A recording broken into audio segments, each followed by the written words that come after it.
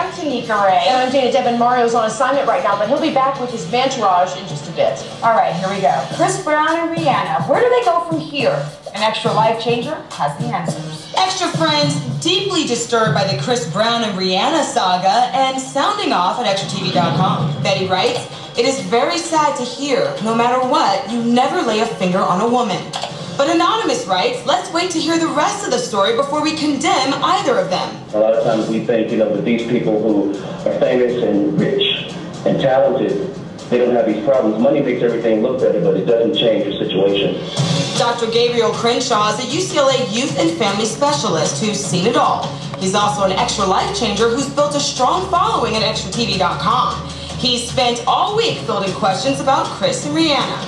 Lines are drawn. Is it her fault? Is it his fault? Did she ask for it? And these typical questions that teens are asking for, because we forget that it's not okay to ever put your hands on someone. I saw Chris Brown talking to Tyra about domestic violence in his childhood. I don't want to go through the same thing or put a woman through the same thing that person put my mom through, you know what I'm saying? But what about Rihanna? Is it true that she once talked about violence in her own past? Yes, that is true. The story stems from a 2007 interview Rihanna gave to Complex magazine. In it, Rihanna says she has recently seen the movie 300, and the interviewer asked, "So you didn't think it was too violent?" Rihanna's reply, "Oh, not at all. That was the good part. I'm the oldest child with 2 brothers. We used to fight, physically fight." The interviewer asks, "Who won?"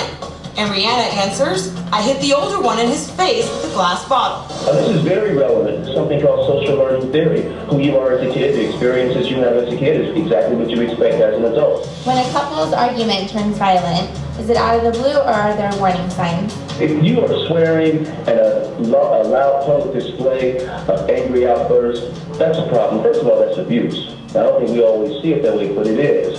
And in this case, it looks like an argument was building up all Grammy weekend.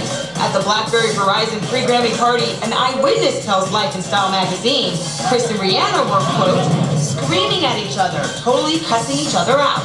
How can Chris and Rihanna bounce back from this? First of all, I think a good therapist would be really important. They need to talk about it. There needs to be education. For now, Chris and Rihanna are each laying low. She's recovering. He's getting ready for his first court appearance on Thursday, March 5th. Word is Chris Brown's hiding out here in Vegas. We're with his family today in Virginia, where reports say a Russian beauty may have started this whole thing.